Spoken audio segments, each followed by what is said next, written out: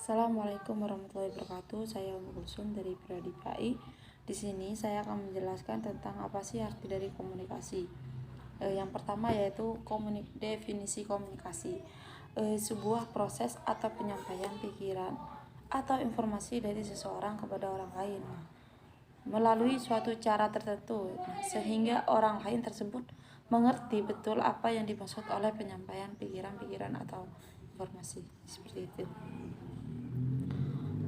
Selanjutnya itu proses komunikasi. Contoh seperti komunikator, pesan, saluran, dan komunikan. Nanti itu akan berupa umpan balik.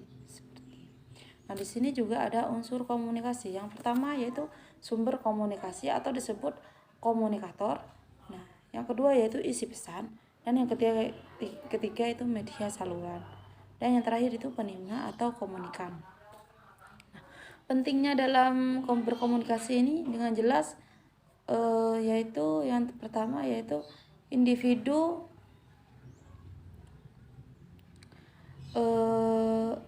lebih ke lebih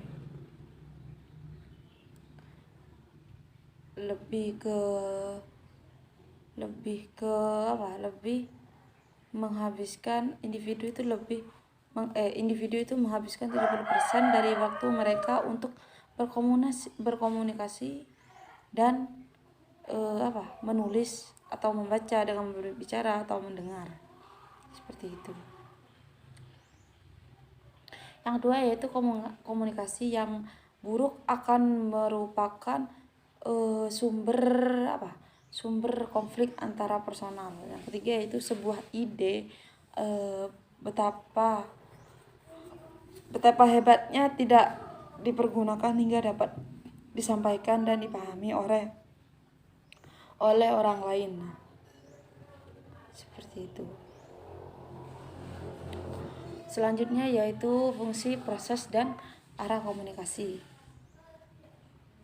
Yang pertama yaitu fungsi ke kontrol, motivasi, ekspresi, dan informasi. Nah, di sini proses komunikasi yaitu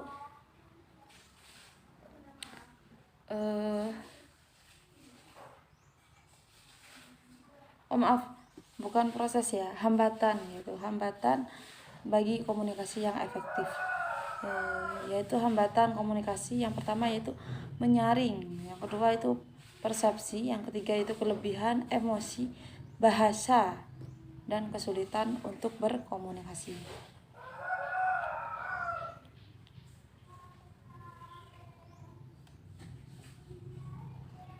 Seperti itu. Nah, di sini juga ada arus, pesan, dan fungsi dalam komunikasi organisasi. Yang pertama yaitu communication ya, pada tataran manajemen ini mengirimkan pesan kepada bawahannya, yaitu seperti contoh memberi atau menyimpan instruksi kerja.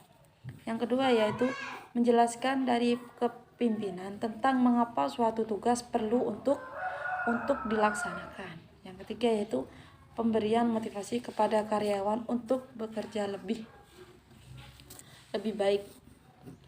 Nah, yang kedua yaitu arus pesan communication, yaitu bawahan mengirim pesan kepada atasannya.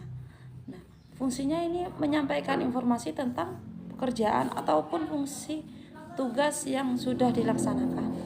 Yang kedua yaitu penyampaiannya informasi tentang persoalan pekerja atau tugas yang tidak dapat diselesaikan oleh bawahannya, seperti itu. Nah, di sini apa hubungannya komunikasi dalam organisasi? Yaitu merupakan komunikasi antar manusia yang terjadi dalam konteks organisasi. Nah, komunikasi organisasi ini diberi batasan yang sebagainya harus pesan dalam suatu jaringan yang bersifat hubungannya saling bergabung satu sama lain, seperti itu. Nah, di sini juga ada fungsi komunikasi dalam organisasi. Yang pertama, fungsi informatif, yang kedua yaitu fungsi regulatif, yang ketiga yaitu fungsi persuasif, dan yang keempat itu fungsi integratif. Seperti itu. Nah, apa sih yang dimaksud dengan fungsi informatif? Di sini yaitu organisasi dapat dipandang sebagai suatu sistem permesisan informasi. Seluruh anggota dalam organisasi berharap akan dapat informasi yang lebih banyak, lebih baik dan lebih tepat waktu, seperti itu. Nah, yang selanjutnya itu fungsi regulatif. Nah, berkaitan dengan peraturan-peraturan yang berlaku dalam suatu organisasi.